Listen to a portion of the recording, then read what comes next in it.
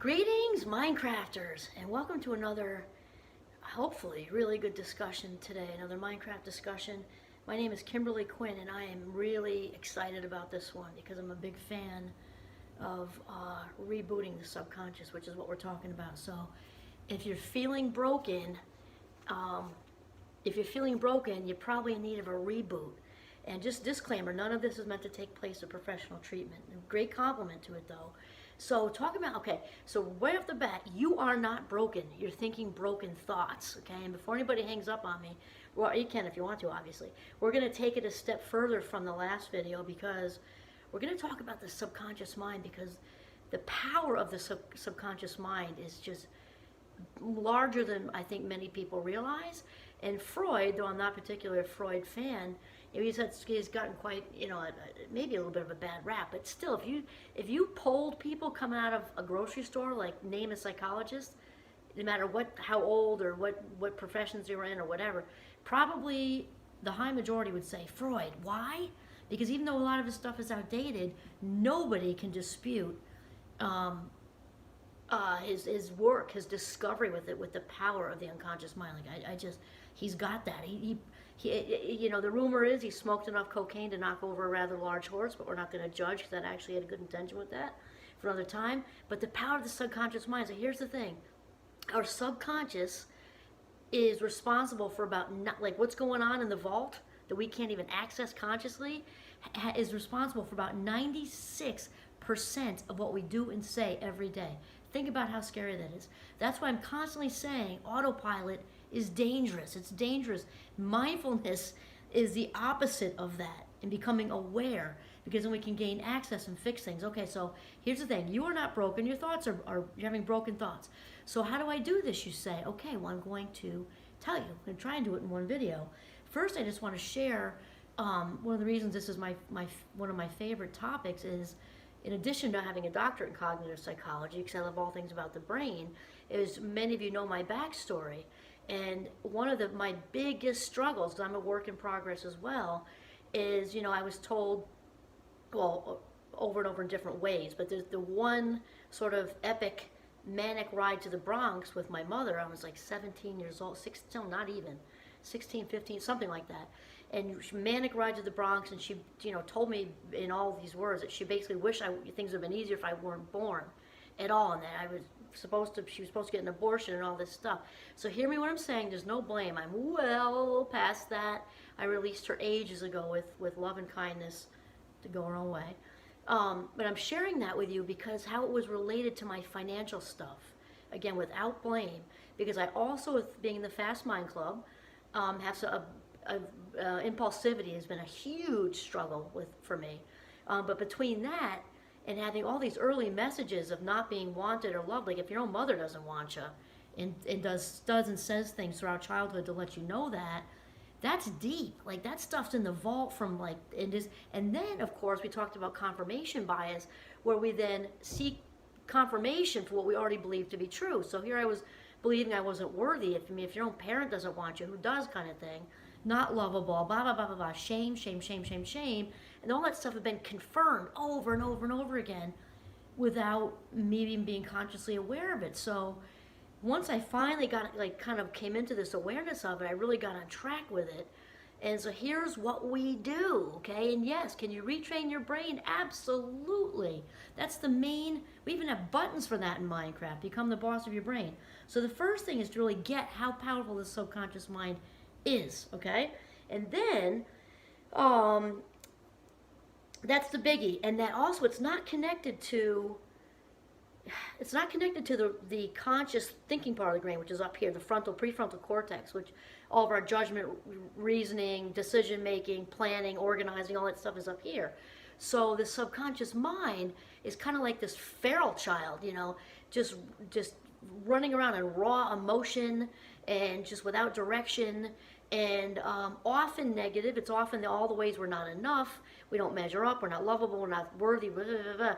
And so typically, and that's because a lot of this is also coming straight from the amygdala, which is the emotional headquarters of the brain, and it's the fight or flight, which can work in our favor and keep us alive, or it can have us, it's also the worry circuit and anxiety headquarters. Okay, so it's kind of like we need it, but it can wreak havoc.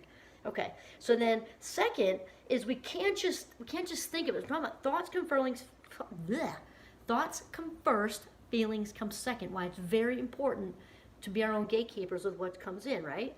And that said, we've also got to really pay attention to our feelings, because even though our feelings start and stem from the limbic system, we feel throughout the body, right? It's a mind-body connection.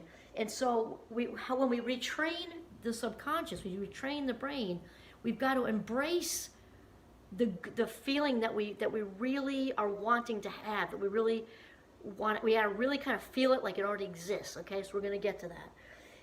And then when we slip, because we're probably going to slip, this is all new, and with the case that I just shared with you, with what my mother said to me, and then kind of confirmed throughout, in different ways and different ages and all that sort of thing, that this is a heavy lift. It can be done. I'm living proof of that. I'm still working on it too, okay? Constantly work in progress. And it gets easier, just like anything else we practice, right? More than likely, we're going to be in a situation, something trips the switch, whatever. Here's the thing. We catch ourselves. We can redirect, okay? Oh, there goes that shame feeling again. For me, I feel that right here. It's just like a piano sitting on top of my spirit. Now, since I'm so hypersensitive to it, I can be like, oh, wait, no, time out. I'm not doing that anymore. I got a new story. And then I'll seek higher ground with my best friend, my rooftop friend. Well, my husband, definitely. He's Dr. Phil. He's amazing. And my best friend from growing up, my rooftop friend, and my other bestie from St. Mike's, and reach out to higher ground. Catch and redirect. That's the third one. So the fourth one is assume how you'd like to be. We don't want to really actually, I used the word want before. I had to redirect myself. That's not a word we really, is a good idea to say, because want insinuates lack, which attracts more lack. So let's just delete that want word. Assume how you'd like to be. Just assume how you'd like to be. So if you'd like to be more happy, confident, if you'd like to feel more worthy, more whole, more complete, more authentic, more wealthy, okay, more loved, all of it, you've got to kind of assume the best you can, assume, and just sit with that, especially in a quiet place, woods. If you don't have the woods, you're living in quiet, and really actually, do your own little mindfulness thing and actually imagine, the word imagine it in your mind and your body, and wrap yourself with an orb of confidence, happiness, joy, authenticity, love, whatever it is, and you've got to actually believe it. I like to call these seed beliefs because it makes me think of seeds, like in the hard drive. Just like you can get a virus in the hard drive, which is what was going on with all my shame and having a parent wish I wasn't born and all that stuff. That was a virus, right? And we've got malware for that. So that's what we're talking about, is to expel it and bring something new in. I am worthy. I am lovable. I am a human being, not a human doing. So I no longer have to try to fill those gaping wounds of hearing those words with doing things for people and people pleasing, because I spit out that seed belief. It's not there anymore. It's not in my hard drive. And it takes a lot of work, and I filled it up with the help of also wonderful people in my life. I have to tell you that, lovely mirroring. And then you'll see it. So, and Wayne Dyer, who you know is also a dear friend of mine, he's since passed. I feel like I'm talking to him sometimes. What a wonderful man he was. He talks about it. Once you believe it, then you will see it. It's like the reverse of what people have in their heads. Once you see it, you'll believe it. No, you're not going to see it if you don't believe it. Because remember, the 96% is the subconscious is driving the bus. You got to steer that stuff. Expel, regurgitate, bleh. I'm thinking when Ron Weasley in Harry Potter did the eat slugs, bleh, and he just threw them up.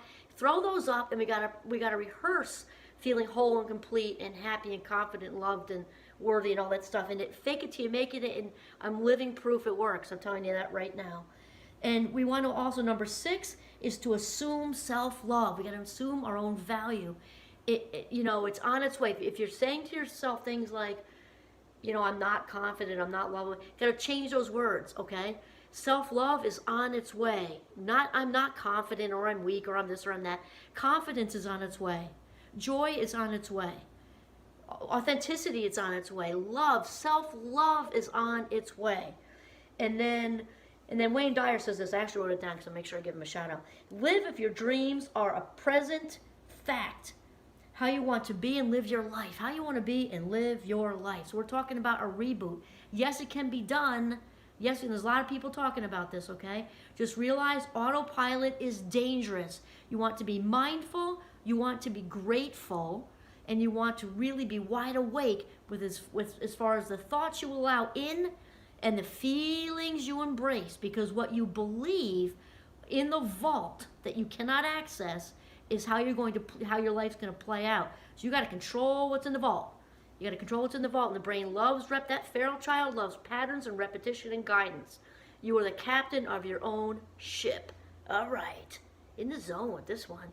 This is Kimberly Quinn signing off from Northern Vermont. Have a mindful, very deliberate day.